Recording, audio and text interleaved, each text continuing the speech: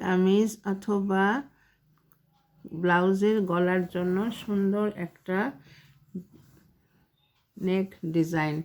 এখানে তোমরা দেখতে পাচ্ছ যে আগে আমি এই ফুলটাকে এই পাশে যে ফুল এই পাশে একটা ফুল করেছি সেটা ঠিক অনুসরণে আবার এই পাশেও এখানে আরেকটা ফুল হবে। তো ফুলটা পাপড়িটা যাতে একটু ফোলা ফোলা হয় সেই জন্য আমি এখানে আগে এই ফুলের উপর দিয়ে দুইবার করে সুতা টেনে দিয়েছি।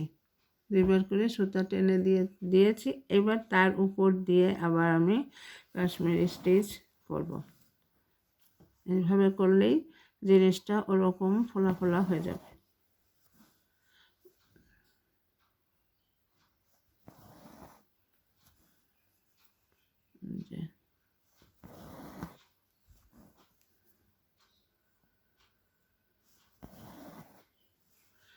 এইভাবে করে প্রত্যেকটা পাপড়ি করে নেব।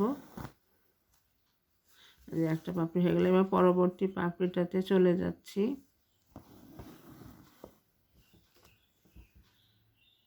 এখানে আমি সুতা নিয়েছি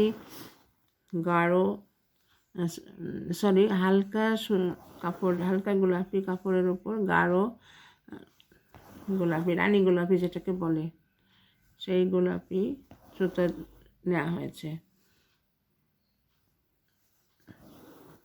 যদিও এটা মোবাইলের কারণে লাল দেখাচ্ছে, কিন্তু অ্যাকচুয়ালি এটা হলো রানী গোলাপি। এভাবে করে প্রত্যেকটা পাপড়ি করে নেব।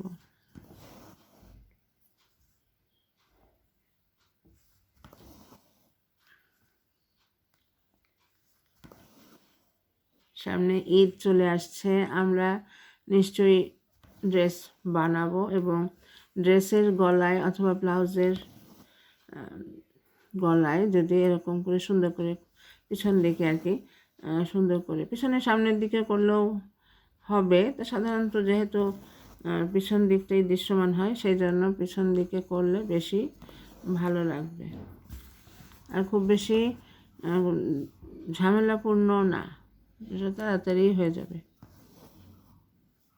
কারণ এখন তো আমাদের হাতে অনেক সময় কম, রোজার সময় ঝামেলা, আবার অন্যান্য পারিবারিক প্রস্তুতি আছে। তো সেক্ষেত্রে এমব্রয়ডারির পিছনের সময় আমাদের একটু কমই থাকে। সেই ক্ষেত্রে এটা হালকা কাজ অথচ দেখতে অনেক গর্জিয়াস।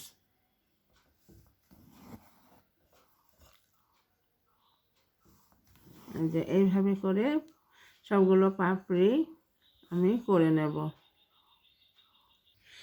সুন্দর একটা নেক ডিজাইন হয়ে গেল। এটা আমরা কামিজের গলায় অথবা ব্লাউজের গলায় করলে হালকার উপরে খুবই ভালো লাগবে। তো কেমন লাগছে তোমাদের? ভালো লাগলে সাথে থেকো অবশ্যই, আর বেশি করে সাবস্ক্রাইব করে দিও আর ফলো করে দিও। ধন্যবাদ।